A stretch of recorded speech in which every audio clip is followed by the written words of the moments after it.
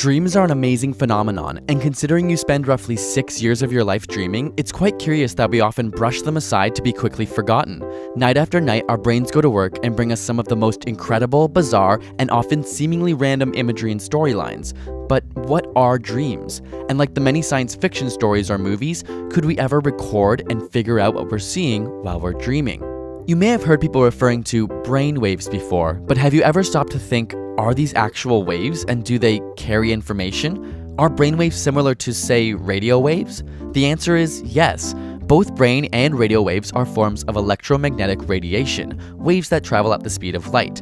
Every time you think, thousands of neurons fire at the same frequency and generate a wave. These waves oscillate at around 10 to 100 cycles per second.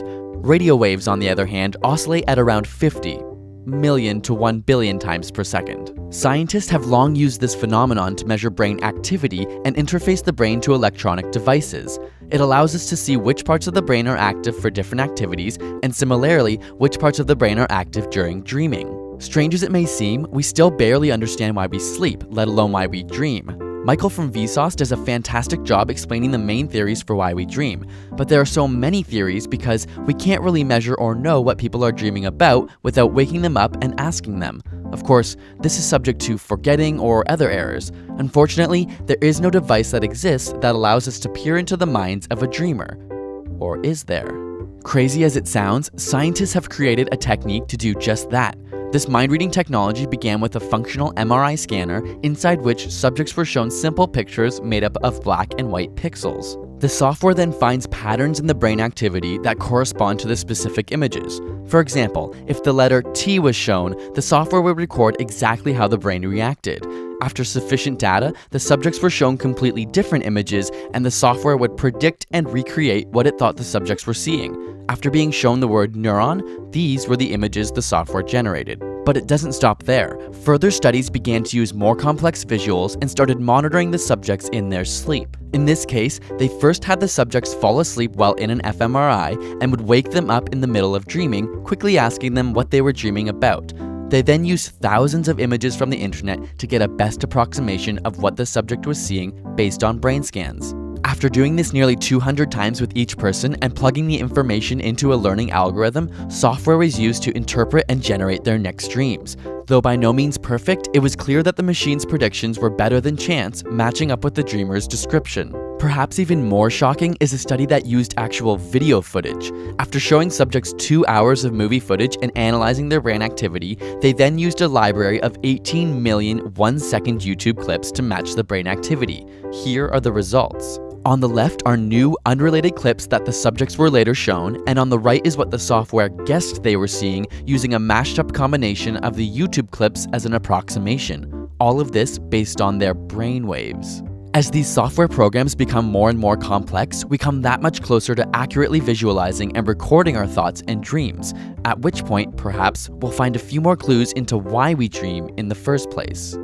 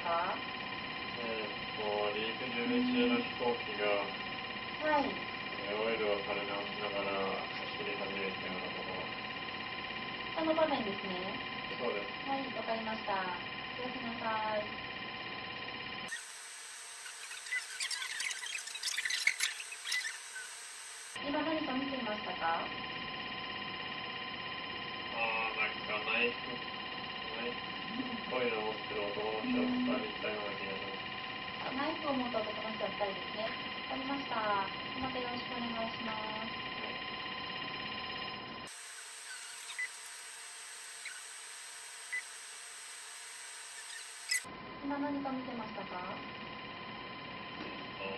い。何見てましたか？なんか知らない女の子が、はい。ちっちゃい黒いケース、四角いちっちゃい黒いケースはい。の中身を一生懸命説明していたような気がするけど、どんどん忘れていた。ありがとうございます。それではまたよろしくお願いします。